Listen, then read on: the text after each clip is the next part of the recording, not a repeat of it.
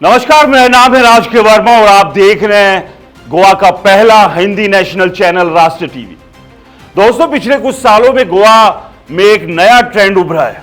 दिल्ली, मुंबई, बेंगलुरु जैसे महानगरों के लोग गोवा में दूसरा घर खरीद रहे हैं, कोई छुट्टियों के लिए तो कोई किराए पर चलाकर मुनाफा कमाने के लिए। लेकिन यह घर अब गोवा सरकार के निशाने पर है। क्यों? क्योंकि इनमें से ज्यादातर घर अवैध होम स्टे में तब्दील हो रहे हैं। टूरिज्म मिनिस्टर रोहन खाउटे ने विधानसभा में साफ साफ कहा, बाहरी राज्यों के लोग खासकर दिल्ली और दूसरे बड़े शहरों से गोवा में मकान खरीदकर उन्हें अवैध होम स्टे की तरह चला रहे हैं। ये मकान टूरिस्टों को किराए पर दिए जाते हैं, लेकिन गोवा पर्यटन विभाग में इनका रजिस्ट्रेशन नहीं होता। नतीजा, लोकल होटल्स और रजिस्टर्ड होम स्टे वालों का धंधा चौपट हो रहा है। यह कोई छोटी मोटी बात नहीं।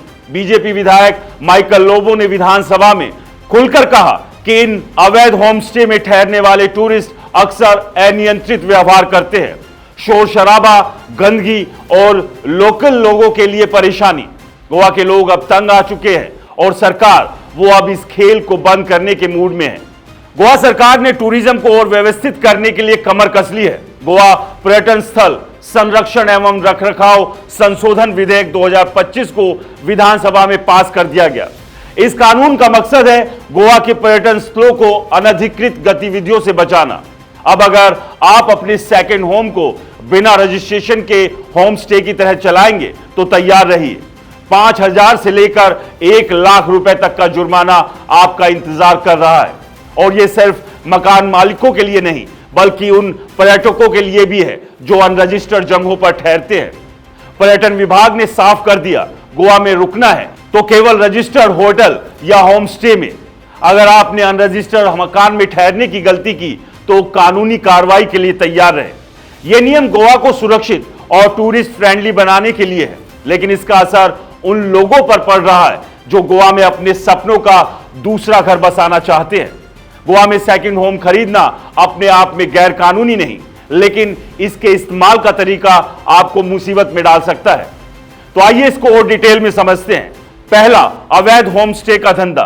अगर आप अपने सेकंड होम को पर्यटकों को किराए पर देते हैं तो पर्यटन विभाग में रजिस्टर नहीं करते हैं तो यह सीधे सीधे कानून तोड़ना है।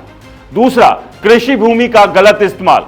गोवा में कुछ लोग कृषि भूमि पर घर बनाकर उसे रेजिडेंशियल या कमर्शियल उपयोग में ला रहे हैं।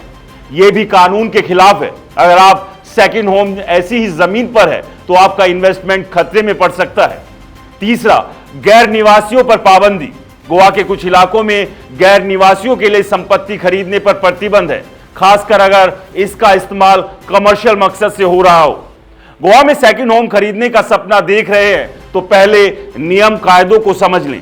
पर्यटन विभाग के साथ रजिस्ट्रेशन कराएं, स्थानीय नियमों का पालन करें और सुनिश्चित करें कि आपकी जमीन और प्रॉपर्टी कानूनी दायरे में हो, वरना आपका सपनों का घर कानूनी पचड़े में फंस सकता है।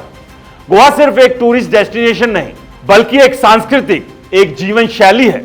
लेकिन इस जीवन शैली को बचाने के लिए सरकार अब सख्त कदम उठा रही है। सवाल यह है, क्या आप अपने सपनों के घर के लिए इस कानूनी जंग को झेलने के लिए तैयार हैं, या फिर गोवा को सिर्फ छुट्टियों का ठिकाना बनाकर रखेंगे? जवाब आप पर है और आपके जवाब का हमें इंतजार है। नमस्कार।